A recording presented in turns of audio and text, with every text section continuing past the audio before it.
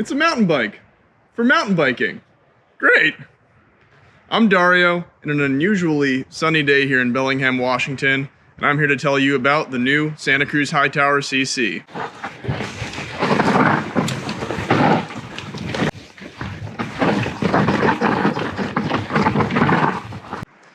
That's the third version for those of you counting.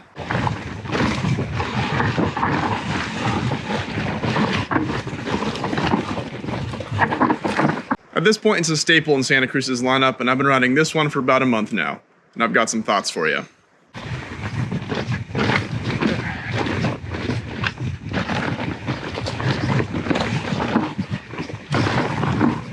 First, we got to talk about the updates.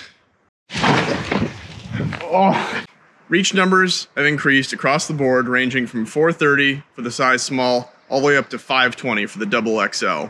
I'm riding an extra large, which puts the reach at about 495 millimeters.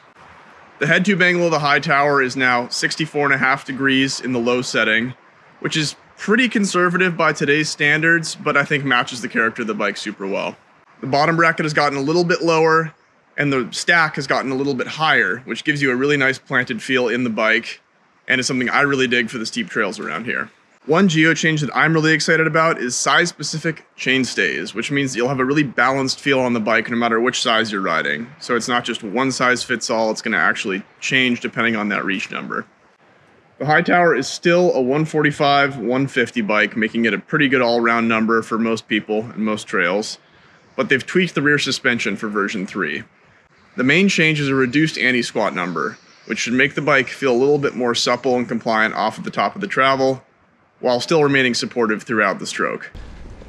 Relative to other bikes in this travel bracket, the Hightower still has pretty high anti-squat, so you're going to get really good pedaling characteristics out of it, but at the cost of some, let's say, high-speed bump performance down the trail. On the newest frame, there are some little details worth pointing out. First of all, we've got the peephole, which lets you check your sag a little more easily with the through shock design. Otherwise, you can't really see into there. It's hard to see where you're at sag-wise. It's a nice little detail.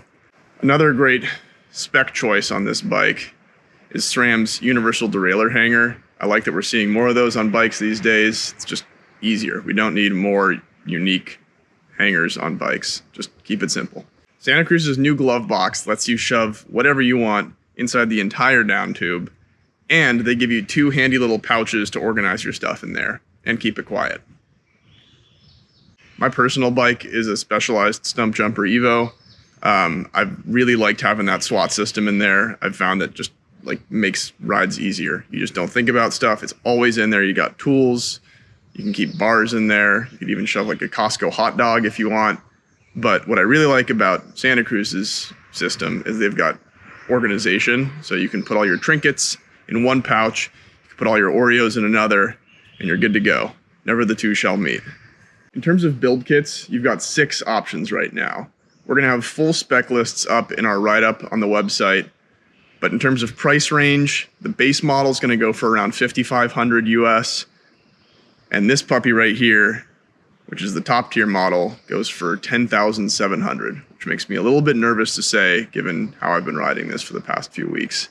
This top tier model comes with a pretty baller kit. It's got SRAM's full Axis wireless drivetrain, SRAM code RSC brakes, which are really fantastic in my opinion. It's rolling on Santa Cruz's Reserve HD30 wheels, which are their high durability trail enduro rims, laced to Industry 9 101 hubs. You've got the brand new RockShox Super Deluxe shock, heart of the suspension system, and then up front, a Fox 36 factory fork. All that good stuff. I've gotten quite a bit of mileage on this over the past few weeks, and things are starting to click. Santa Cruz is reluctant to give it any sort of category name, but I would call it like a great modern trail bike. On fast, flowy single track, you can really pump into stuff and keep speed high. It handles jumps really well. It goes through rock gardens, I'd say, quite well for a trail bike. It gets a little more hung up than like some of the modern enduro sleds that you see out there, which I think is partially because of that higher anti-squat number, but the whole bike feels fantastic on pretty much any terrain that you'd throw at it on a regular daily ride. The supportive suspension on this bike feels really good in those pumpy sections, but can get a little chopped up when things get rough. I don't think it's like holding you back in a huge way, but you do notice it if you're riding this back to back with, something with a little bit more suspension back there. The geometry of the Hightower is definitely modern and up to date, with one slight exception. The head tube is a little steeper than some of the other mid-travel 29ers out there right now, but I don't think this is a bad thing. I think for most people in most places, this might be the better bike. It feels really fun on kind of every bit of terrain except for the gnarliest trails out there. And so I think for the majority of folks, this is going to be a great choice. What else do I have to talk about? I don't think there's anything, right? Talked about it all. We got the good components. We've got... This saddle's great. I don't know if I'm allowed to talk about the saddle in a bike review, but oh man, this new WTB Silverado, chef's kiss, fantastic. It's fun, it's a fun bike. We're going fun on, not fast on, fun on. It jumps well, you can hit backside on anything, it feels like you're going hella fast. It is not the bike for the gnarliest trails around. I've had a ton of fun. Riding trails that I'm familiar with that are kind of gnarly, it's gone great. I wouldn't want to go like guinea pig new things that I haven't ridden before on this bike, but that's on like the sharpest end of the sharpest trails, so don't worry about it.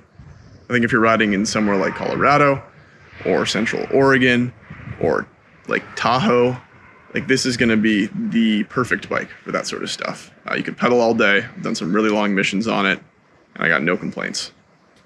I've got a lot of thoughts about the Hightower, and you can read the rest of them on the loamwolf.com, where we'll have full spec sheets and write-ups about all the new updates on the Santa Cruz Hightower version 3.